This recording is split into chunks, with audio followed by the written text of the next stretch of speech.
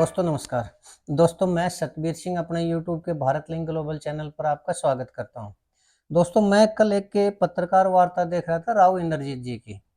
तो वो शायद रेवाड़ी में या और कहीं कोई भगवत भक्ति आश्रम है उसमें गए हुए थे, परिवार के साथ गए हुए थे। तो उसमें कुछ पत्रकारों ने उनसे सवाल पूछ लिया, यानी एक तरह से वो एक पत्रकार वार्ता ही थी।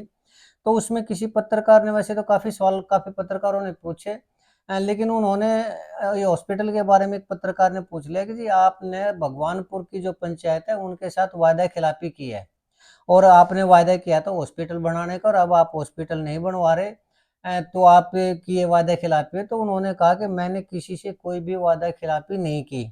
हाँ, मैंने उनसे वादा किया ज़रूर था, लेकिन अब जब ज़मीन और भी देने लग रहे हैं और शहजादपुर या और कोई दूसरे गाँव है या रेवाड़ी में भी एक सुनने में आ रहा है कि 5.8 एकड़ ज़मीन है वो ऑलरेडी हॉस्पिटल के लिए है। तो जहाँ अच्छी जगह होगी मैं वहीं पर हॉस्पिटल बनवाऊँगा, तो इसमें किसी तरह की कोई वादा खिलाफी नहीं है। तो दूसरे पत्रकार ने पूछा कि सर अगर आप वहाँ हॉस्पिटल नहीं बनवाएँगे तो भगवानपुर की जो पंचायत है वो या फिर वहाँ के लोग हैं वो आपसे नाराज़ हो जाएँगे तो?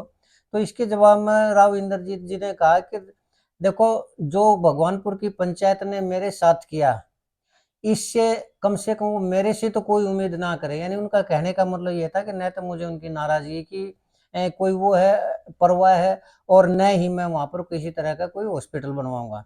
तो सबसे पहली बात तो ये है दोस्तों के, जो राव इंद्रजीत जी ने कहा कि मैंने कोई वादा खिलाफी नहीं किया है। तो पहली बात तो ये है कि वो जिस दिन से रिकॉर्डिंग सोशल मीडिया पे आई है, पब्लिक डोमेन में आई है, उसमें साफ ये दिखाई दे रहा है कि राव इंद्रजीत जी ने ही खुद जो भगवानपुर के सरपंच प्रतिनिधि हैं उनको फ़ोन किया था और उन्होंने ज़मीन मांगी थी। तो जब अनिल सरपंच जो सरपंच प्रतिनिधि, उन्होंने कहा कि जी हमें हॉस्पिटल की ज़रूरत है, आप अगर हॉस्पिटल बनवा दें तो वाटर वर्क्स के लिए हम ये जगह दे देंगे। तो उन्होंने कहा था और ये उस रिकॉर्डिंग के अंदर है कि मैं हॉस्पिटल बनवा दूंगा। तो उस हॉस्पिटल के आश्वासन के बाद, वायदे के बाद ही वो वाटर वर्क्स के लिए जमीन दी पंचायत ने, वो करके ने। और वो जमीन ले, जैसे वो जमीन पंचायत के उसके सरकार के पास गई, तो उसमें जो हॉस्पिटल निर्माण की प्रक्रिया थी वो राव इंद्रजीत जी ने पूरी नहीं की। तो मैं ये समझता हूँ कि ये सिर्फ वायदा खिलाफी ही नहीं, ये एक तरह का बेईमाना भी है कि वायदा करके ने जमीन ले लेना और फिर वो हॉस्पिटल ना बनवाना या उसको और कहीं शिफ्ट करने का बहाना लेके या अच्छी जगह का नाम लेके न उस चीज़ से मुकरना, तो ये वादे खिलाफी भी और ये बेईमाना भी है, जो कि राव इंद्रजीत जी जैसे नेता के लिए उचित नहीं है। अब लेकिन जब उन्होंने कहा कि जी अगर भगवानपुर पंचायत नाराज़ होती है, तो उन्होंने कहा नाराज़ होती है तो कोई बात नहीं। अब उन्होंने मेरे साथ जो किया उससे कम से कम मेरे से तो कोई उम्मीद ना करे। अब रही बात इसके ऊपर, तो इसका तात्पर्य ये है कि अब राव इंद्रजीत जी न तो भगवानपुर में कोई हॉस्पिटल बनवाएँगे और जहाँ तक इस उनके डायलॉग का अर्थ है, उसका मतलब ये है कि वो हॉस्पिटल बनने भी नहीं देंगे। तो अब दोस्तों सवाल ये उत्पन्न होता है कि अगर राव इंद्रजीत जी वहाँ हॉस्पिटल नहीं बनवाएँगे या नहीं बनने देंगे, तो फिर भगवानपुर की जो पंचायत है उनके पास क्या अल्टरनेट है? क्या वो हॉस्पिटल बनवा सकते हैं या फिर उनको हॉस्पिटल बनवाने का जो इरादा है वो त्याग देना चाहिए? और जो इतने दिन की उन्होंने मेहनत की, धरना प्रदर्शन किया, पैदल यात्रा मार्च निकाली, लोगों को इतना प्रचार प्रसार किया, तो क्या वो व्यर्थ जाएगा और हॉस्पिटल नहीं बनवा पाएँगे? तो इसके लिए मैं ये कहता हूँ दोस्तों कि भगवानपुर की पंचायत के पास हॉस्पिटल बनाने के 3 विकल्प हैं। 1 नहीं 3-3 विकल्प हैं और हॉस्पिटल बन सकता है। कैसे बन सकता है? मैं तीनों विकल्पों के बारे में आज भगवानपुर की पंचायत को बताना चाहूँगा।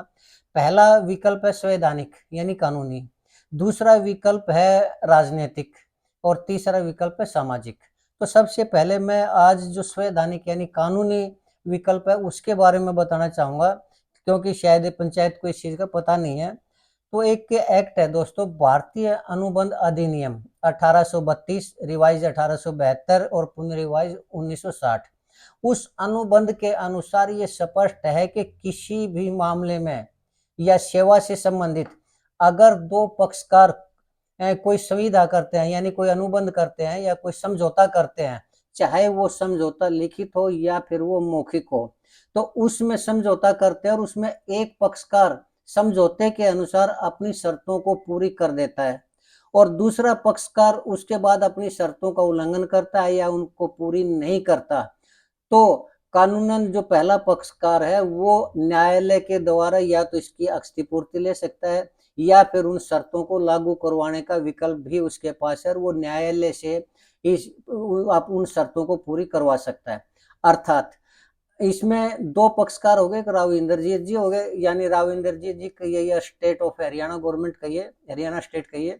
दूसरा पक्षकार है पंचायत, भगवानपुर की पंचायत यानी सरपंच प्रतिनिधि।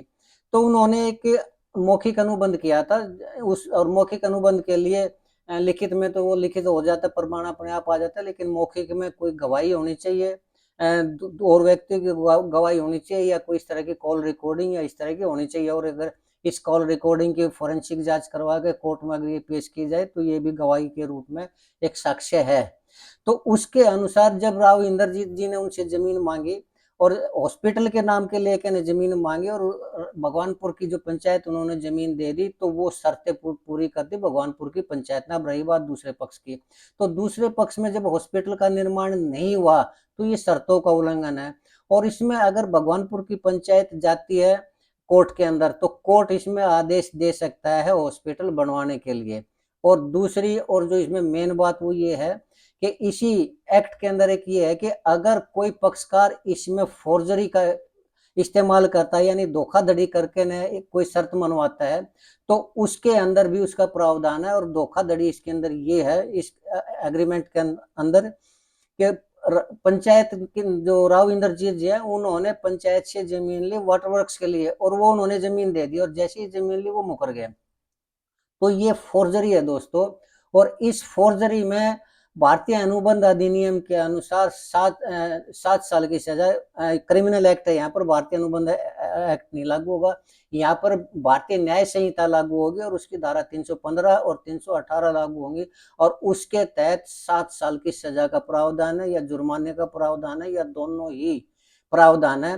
तो अगर ये सिद्ध हो जाता है कोर्ट में आके ये फोर्जरी की गई है, तो मेरे हिसाब से 7 साल की सजा का प्रावधान है। और ये जो तरीका है ये भगवानपुर की पंचायत को अडॉप्ट करना चाहिए। क्यों? क्योंकि इसमें ये कानूनी रास्ता है, न्यायालय के द्वारा ये चीज हो सकती है। तो इसके तहत दोस्तों, अगर भगवानपुर की पंचायत न्यायालय की शरण लेती है तो उनको न्याय मिलेगा, और वो हॉस्पिटल कोर्ट के थ्रू बनवाया जा सकता है। लेकिन इसके अंदर थोड़ी सी अड़चन ये है कि कोर्ट का मामला बहुत लंबा होता है, सालों साल चलता है। और सालों साल चलने से जो भगवानपुर की पंचायत है, वर्तमान पंचायत है, ये तो मुकदमा कर देगी, लेकिन अगर अगली पंचायत राव इंद्रजीत जी के पक्ष की आ गई या इन लोगों के खिलाफ आ गई, तो वो मुकदमे को वापस भी ले सकती है। तो ऐसे में जो हॉस्पिटल बनाने का वो है वो कैंसिल हो सकता है उसमें, या फिर उनका जो सपना है वो अधूरा हो सकता है।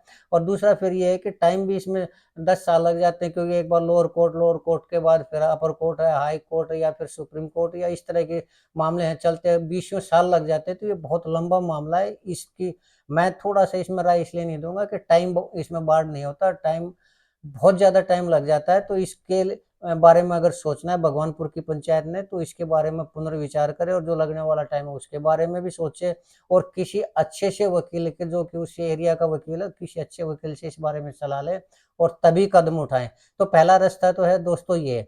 और अगला रास्ता जो राजनीतिक और सामाजिक है, अगर मैं अब बात करूंगा तो वो बहुत लंबा वीडियो हो जाएगा, तो उसके लिए मैं अगले वीडियो में बात करूंगा। फिलहाल तो मैं एक ही विकल्प के बारे में बात करूंगा कि रामगढ़ और भगवानपुर की पंचायत है, उसको निराश होने की जरूरत नहीं है, उसके पास कई विकल्प हैं, और हॉस्पिटल का निर्माण वो करवा सकते हैं। तो आज के लिए मैं इतना ही कहना चाहूंगा दोस्तों। अगर आपको लगा कि मेरा ये कहना ठीक है और मेरा ये विश्लेषण ठीक है, तो मैं चाहूंगा कि आप मेरे इस वीडियो को लाइक करें, शेयर करें, और कमेंट जरूर करें। और अगर आपको लगता है कि मेरा विश्लेषण ठीक है तो भी कमेंट करें दोस्तों। और चलते चलते आपसे निवेदन करना चाहूंगा कि आप मेरे इस चैनल को सब्सक्राइब जरूर करें, ताकि मैं इसी तरह की जो विवेचना है आप तक लाता रहूं। और इसके जो अगला भाग है वो भी जल्दी उसके ऊपर मैं वीडियो बनाऊंगा, आज नहीं तो कल जरूर वीडियो बनाऊंगा। उम्मीद है कि आपको मेरा ये पसंद आएगा, और अगला भाग भी आपको पसंद आएगा। आपने मेरा ये वीडियो देखा इसके लिए आपका बहुत बहुत धन्यवाद। नमस्कार, जय हिंद, जय भारत।